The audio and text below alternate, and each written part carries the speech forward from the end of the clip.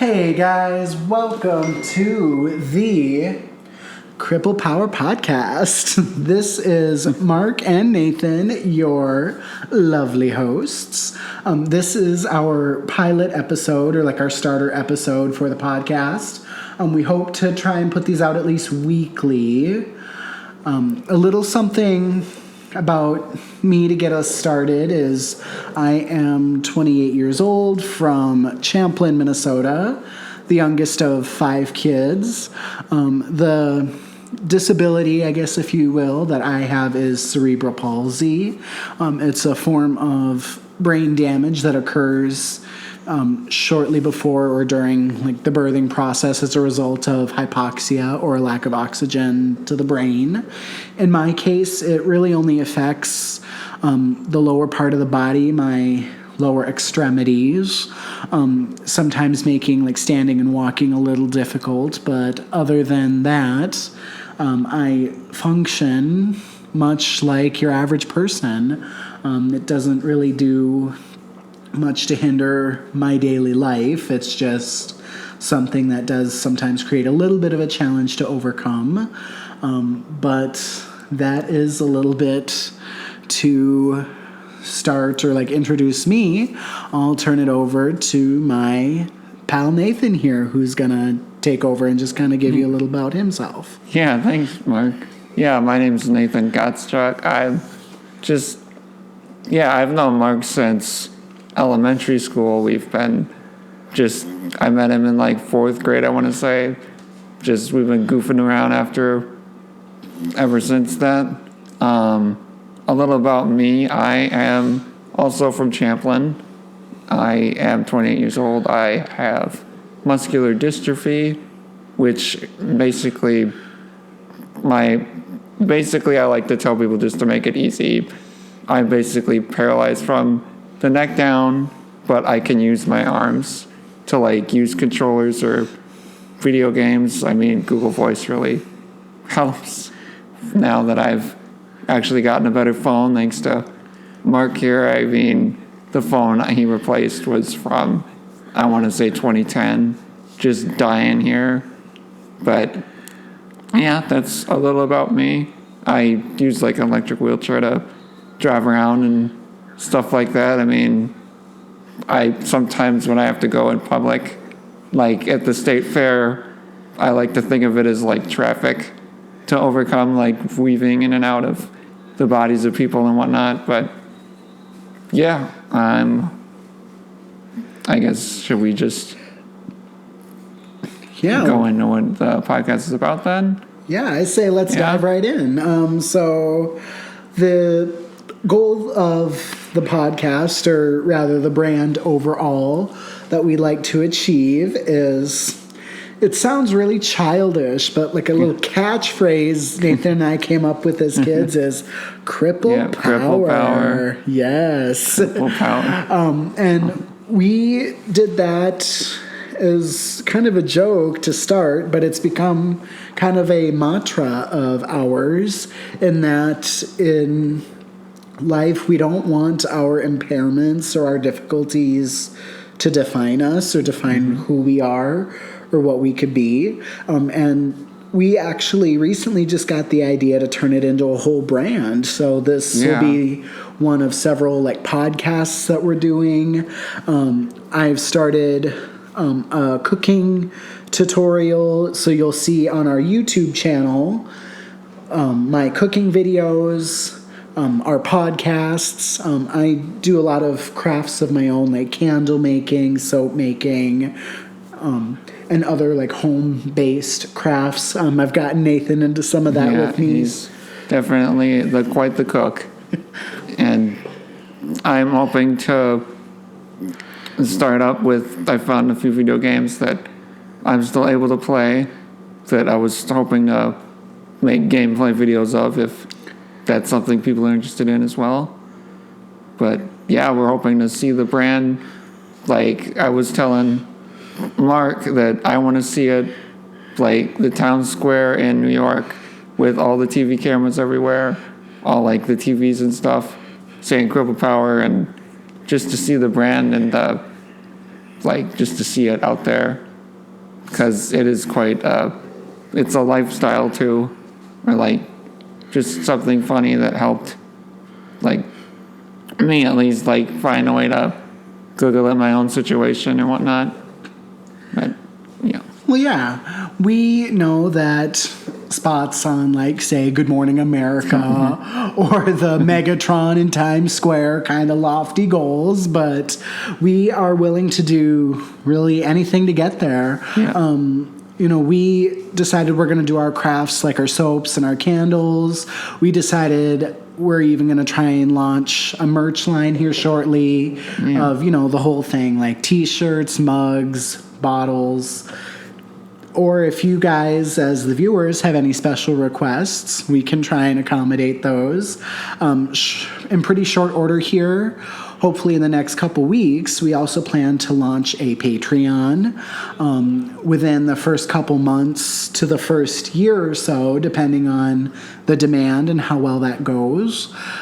If you do contribute to the Patreon, we're thinking of all kinds of fun little treats and perks that that you could get for contributing. And also, share this with your friends. If you've got friends, family, loved ones, anyone who you feel could benefit from a positive message or just some fun entertainment, feel free to let them know about us and to share this content as we produce it. We hope to, obviously it's been a little slow going, but we hope to kick it up a notch here soon and produce on a more regular basis.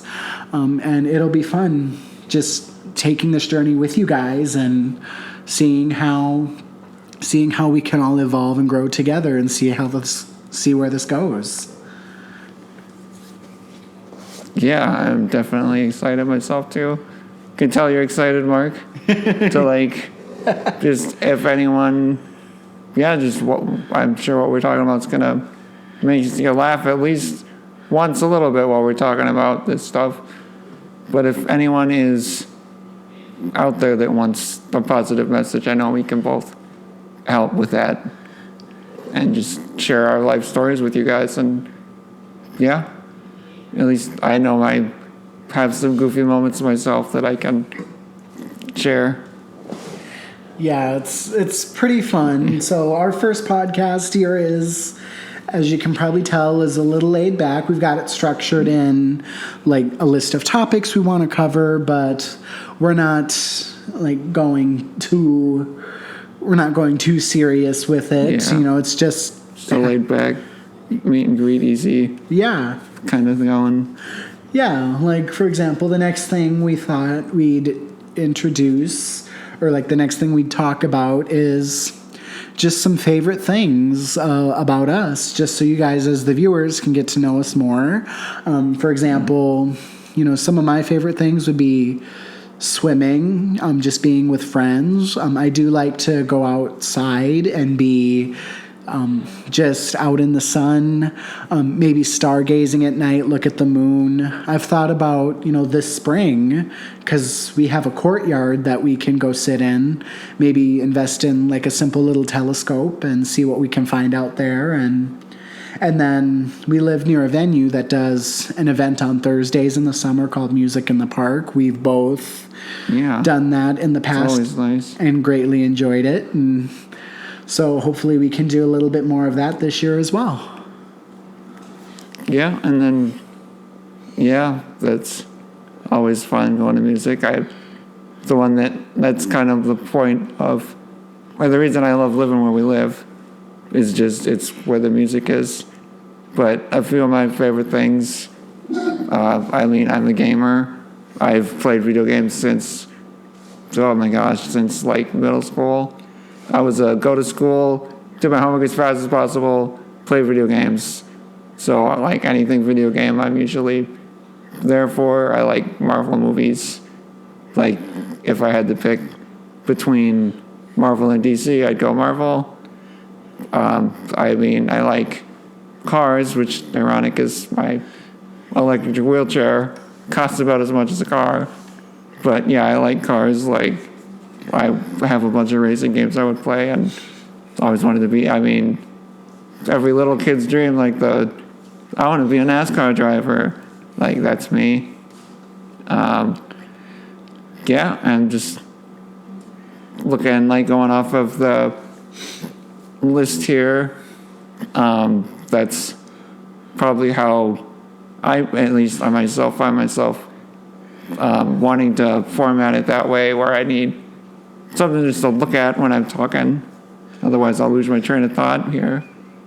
But I like to call them Cripple Power moments, and I wanted to say my favorite one in my own life is the an example of Cripple Power would be I had to go vote. It was my first time voting at 18, and my mom had to take me to where to vote, and the line was outside the building of people waiting in line to vote. And an older lady sees me in my electric wheelchair driving out with my mom and is like, "Oh, are you here to vote? You could just come inside. It's someone will help you right away, sir." And it's because it was like the November voting time, or whenever it's cold and everything.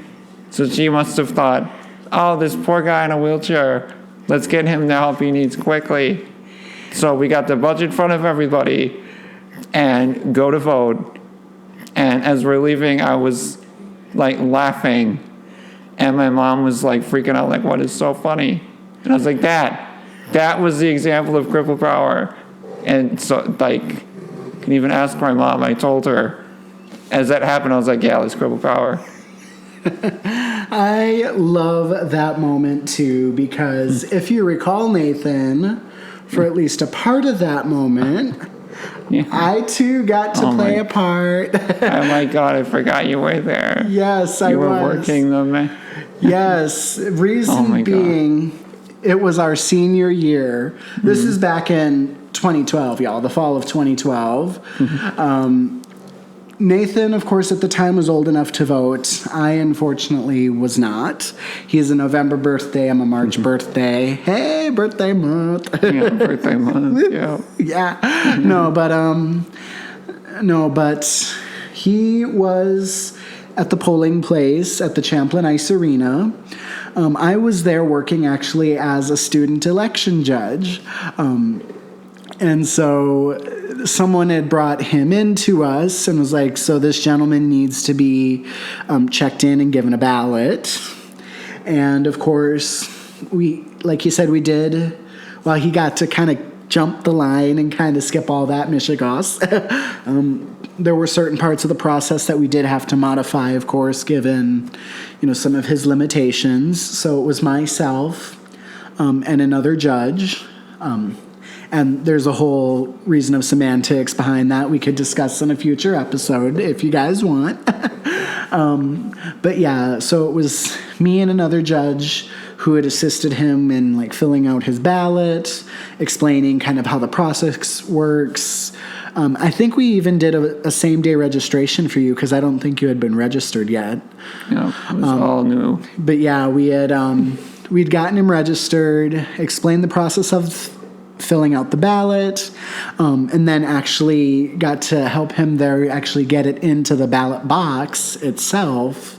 And so that was actually kind of fun because that was near the end of the night, actually a couple hours before polls closed. And it was just fun getting to see a good friend and have fun doing something that I enjoyed, because that was actually my first time working as an election judge, and I've done it in pretty much every election since, because I've enjoyed it so much. So that's one example. If I had to think of an example of the use of the Cripple Power in my own life, we'll fast forward a few years to the fall of 2019. I'd actually booked myself a trip to Chicago with some people for the annual Chicago Witches Ball. That is another whole topic we'll get into. Nathan can tell you that's one part of a whole nother side to me. Yeah. Yeah, we can just segue into that after the story then. Yeah. Yeah, but one example of that in my own life was, of course, I had gone down by plane to Chicago, and both ways actually was pretty easy. I showed up, I had my luggage, my bags, the whole bit, and they saw me with my crutches. So what they did in security is, of course, they took the bags, did their inspection, and then they checked them for me. And for at least one of my bags, the airline was very kind. I didn't get the deluxe, ticket. I just had a very basic fare. But they said what we can do is treat you as one of those passengers and actually waive the fee for checking one of your bags, which was very nice, I think, because at that time, checking bags through American was $36 a bag. Oh my God. So the fact that they were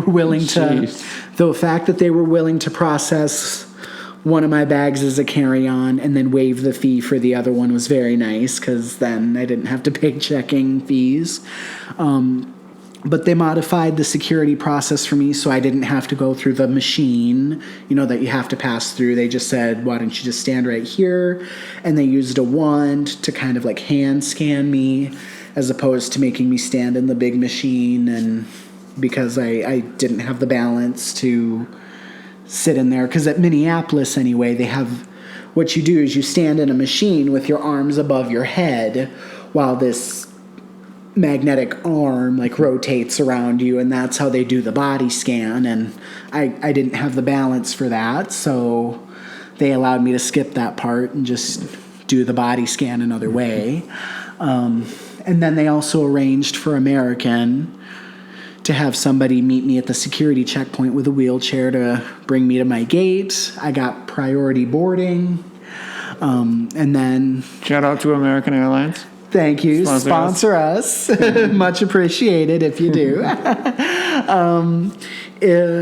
Yes, and they had arranged at Chicago O'Hare for the same thing on the other end, for someone to be there to meet me with a chair. They escorted me to baggage claim to pick up my bags, and then waited for me while I called my Uber to my hotel. And my Uber driver was just amazing as well. So shout out to Uber. You guys hire some really good people. But yeah, and then they'd arranged for a similar service for me to get home when I came back through the airport again on my return flight. So that's just one example of it. I mean, in some ways, yeah, it does feel sometimes like you're playing the system, but it's to your benefit, to be honest. If you're someone who struggles physically, or you're, say, at one end of the airport, but you've got to be down at the other end of the terminal to catch your flight, but they're willing to skip lines for you or meet you with a wheelchair, priority boarding. I mean, some of that stuff. I mean, as much as I love to travel, it can be stressful when you're handling logistics, and some of that can really help make it easier. So I do say, there are times when it's beneficial to just kind of swallow your pride, and when people are willing to offer that assistance, to just take it. Yeah, and at least from my experience with the airlines, I'm first on, but I have to be the last person off, just because it makes sense. Like, someone has to carry me through the airline to my seat, so it's easier when it's empty. And there's like nothing wrong with asking for the help, especially the airline, because they're really good at making it easier on you. Oh yeah. Yeah, and I think that brings us through, the basic list, although we did want to fill in an episode, or sometime here in the episode, that it was recently MD Awareness Month. You said back in, January, February? Yeah, in February, it's Muscular Dystrophy Awareness Month. Yeah, so when we're going to obviously we were a little late to the party, so to speak, on that, but we're thinking we might release, when we're doing the merchandise side of things, some merchandise to celebrate that. And then we just discovered this like today. Yeah, today. That March is actually Cerebral Palsy Awareness Month. So that's just another thing that we found. It was purely coincidental, but we found that it was just so cool having such a random thing written in the stars like that. But we will be launching our merchandise store again, where you guys can help support the channel.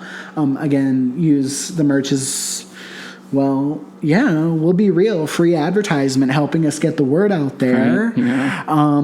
And so we'll create something for like MD Awareness Month, CP Awareness Month, just to help spread that message as well. Because, of course, given that that's a piece of our daily lives, something that we live with. These are causes that are near and dear to us. We'll also, in links, when we establish our channel more, the website we intend to launch, we'll have links to various organizations you can support. Yeah, I can set the link for the MDA there, the Muscular Dystrophy Association. I think there is a CPA for cerebral palsy awareness. Yeah. But we can put those links on them. I think so. Wherever they're able to be put. Yeah, but another one, I don't know about you, Nathan, but for me, I think would be special is we were able to also participate in modified sports programs as kids as well. So another one that I'll definitely put to is the Courage Center, or I know Courage Center. I think they merged with someone else, so now they're the Courage Kenny Center. But again, a great organization that provided us both lots of resources as kids, allowed us to participate in some wonderful sports programs. Yeah, they did, yeah. And some other fun activities as kids growing up. And even now, I recently learned that they have things for people going into adulthood as well, that I've also looked into. But like everyone else, they are in a place where they could always use your support. So we'll link to some of their information as well. Will. And definitely share some content related to them as we move through this as much as we can, just because, again, they're another great organization that I think is worth supporting. And I don't know about Nathan, but I think I speak for a lot of people when I say I personally have benefited from them, and I don't know where I could have gone, without them, just because of how crucial of a role they played in my life early on. And yeah, that's the same for me, Mark. Like, because I used to play power soccer, I used to play wheelchair basketball, so it is nice to be able to at least play an actual sport as a disabled individual, just because, I don't know, it was fun for me to play a sport and then have a team to work together with. It helped shape me as a person, and just those experiences are important for everyone to at least be able to say, I want to do that, so I'm going to do that. Well, right, exactly. And I think that's one of the things that allows you to grow as a person, is just having those experiences, being able to say, hey, I did that. Hey, that's something that, I was able to accomplish. And I think I speak for both of us when I say Courage Center was, Very a big, important, yeah. Yeah, they were very important, a very big part of that, just because of everything they were able to offer. Nathan, I don't know about you, but they had a place called Camp Courage, who actually one summer for me funded for a whole month. You got to stay a whole month? Yeah. You got to stay because the same campground is where the MDA has a camp. We only got to stay for a week. Damn it, that's not fair. Go on, sorry. No, yeah, no, but yeah, I was one of the kids in my family who, unfortunately, just due to how things had to play out, I experienced a lot of things last. All my other sibs got to participate in camps, sports clubs, the whole thing. But I didn't start until a little bit later in childhood because my mom wanted us to see if there was like a modified version of some of these organizations, which is actually how we got involved in Courage Center. I was going there for physical therapy, and our physical therapist actually recommended their sports program, and one of their coaches through that program recommended the summer camp that I was able to attend, and given financial constraints, they were willing to extend a full scholarship through one of their scholarship programs, which is how I was able to obtain that experience, I guess. And again, that's another thing that created fun times, fun memories, and I personally will always be grateful for that. Yeah, me too. Because, Camp Courage is where the MDA sends us and stuff too, and I forgot they own the Yeah, shout out to, is it the Courage Center in Golden Valley? Is that where we used to go? Yeah. Where the pool is? Oh, yes. And stuff, yeah, shout out to them. Shout out to them, yes, because they're the ones who always made such things possible. Oh, the memories of being in that pool. Yes, because I love to swim, like I said earlier. So that pool was great because my physical therapist, there'd be times when I'd have to go for extra long sessions that sometimes ran for like 2 or 3 hours, just because when I was a kid I needed it so intensely.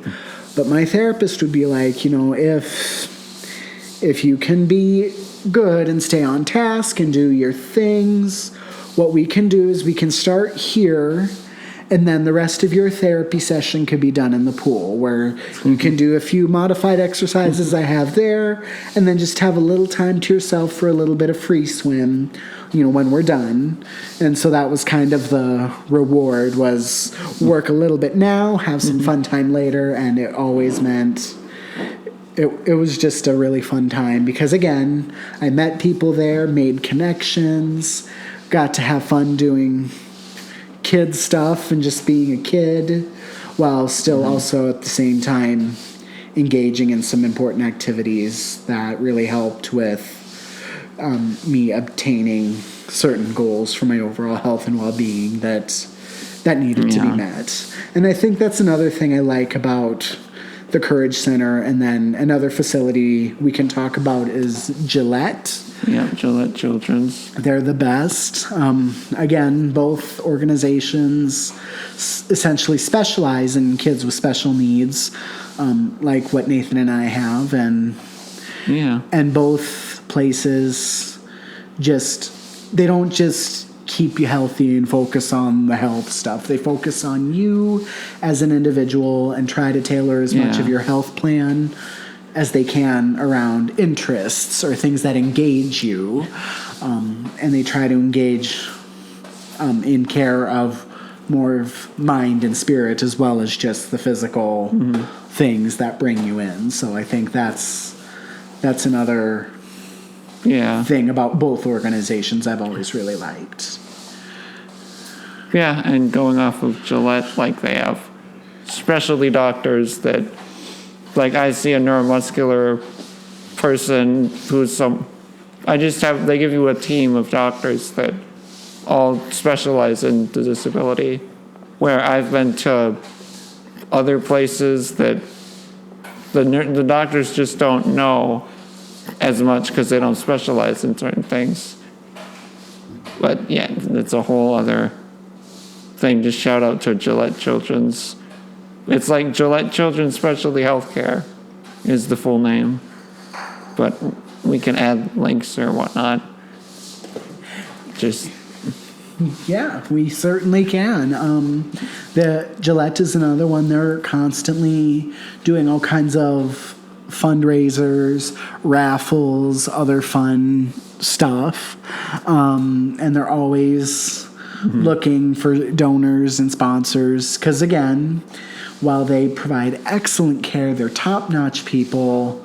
They do tend to serve a lot of people who have very complex needs, and unfortunately some of them are very strapped resource-wise. So both the Courage Center and Gillette in many ways rely very heavily on benefactors and donors to donate, whatever they can, because while they are excellent facilities who can do very much on their own, they have a lot of specialized work that they dive into, and they do rely very heavily on donor support from wherever they can get it. Which brings up another fun memory. Oh, I'm sorry, Nathan. I know I'm probably going on a lot. You do. This is what we all want to know, what's going on. Yeah, but that is also another reason why they keep us as kids, or I guess them now, because we're not the kids anymore, but we were at one time. They are very engaged as well in letting the children participate if they wish in fundraising efforts. Like, for example, when I was doing my time with the Rolling Rowdies, we were in the wintertime a wheelchair basketball team, and in the spring and summer we were a wheelchair softball league, and we just kind of went around the whole time a lot.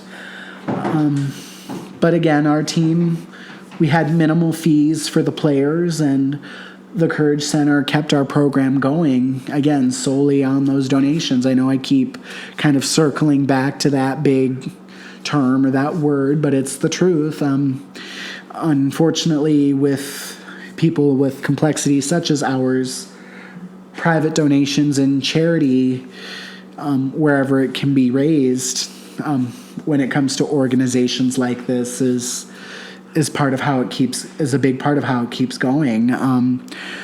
But in my, I want to say, second or third grade year, the Dayton Sunrise Golf Course, a golf course near us in Dayton, which is kind of a fancy pants place for rich people. They were hosting an event, and they invited me on behalf of my team to come speak at a special dinner that they were hosting as part of this event. They had talked about the Courage Center, what it was, what some of their youth programs were, and they had invited me as a guest speaker to be like, hey, I'm one of your beneficiaries, one of the people you're helping by participating here tonight, and to just tell everyone a little bit about me, what I did. And it was very heartwarming just to hear some of the responses, because afterwards I got to meet, some of the people who were there, and got a lot of, we're very happy to support you, thank you for coming to speak with us, and just a very warm reception from everyone. And it was a very welcoming, very kind environment. We got to stay for the dinner as well to see people awarded, because some of the benefactors were also playing in a golf tournament that was being done as part of the benefit, and some of the participants managed to place and get, I guess you could say, the usual accolades, first place, second place, etc. So we got to stay for that ceremony, and I got the honor of getting to award a couple of the prizes, and again, just an overall welcoming feeling, just everyone being there. And the fun part as a little gift or a little thank you, I got a fun little digital camera out of the deal and and a nice pasta dinner. Nice, dude. Yeah. So, I got fun little takeaways from that evening as well, and I'm really glad that they were able to afford us such opportunities, and whatever we can do to bring those opportunities to other kids is something that's near and dear to both of us. Exactly. But I think that is something, that's very important. Just Golden Valley, thank you, Courage Center. Well, I think that about does it for this first episode of the Cripple Power Podcast. We are looking forward to, like Mark was saying, the candle videos, coming out with some of those, as well as him cooking more food. I'm always one to taste test the food.